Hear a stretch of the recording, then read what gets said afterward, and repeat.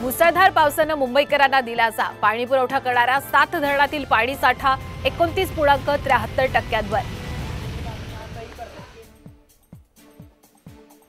मुसळधार पावसाचा कोकण रेल्वेला फटका। मुंबईकडे जाणाऱ्या एक्सप्रेस 1.5 ते 2.5 तास उशिराने।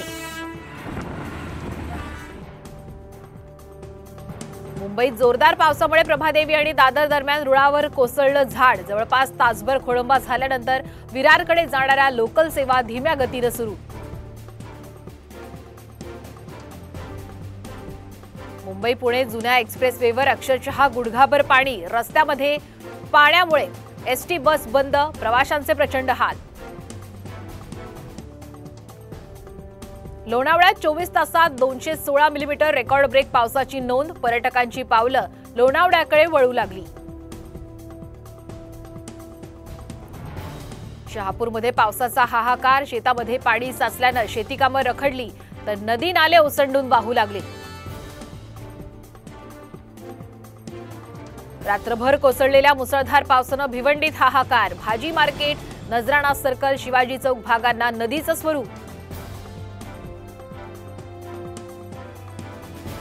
मध्य आणि हार्बर रेल्वे मार्गावर आज मेगा ब्लॉक। ठाणे ते दिवा आणि कुर्ला ते वाशी दरम्यान दुरुस्तीचं काम होणार।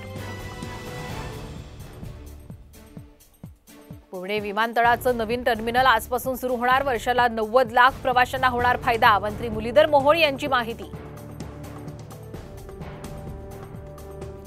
सरकारनं मागण्या मान्य केल्या तर आमदारकी लढणार नाही। आमदार बच्चू कडू यांचं मोठं विधान।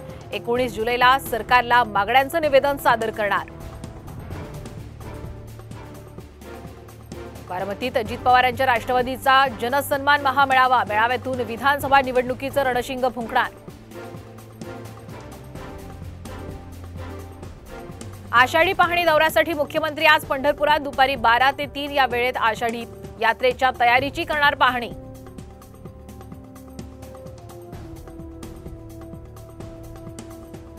पंढरपुरातल्या 4 ठिकाणी महाआरोग्य शिबिराची तयारी पूर्ण। 65 एकर परिसरात होणार महाआरोग्य शिबिर।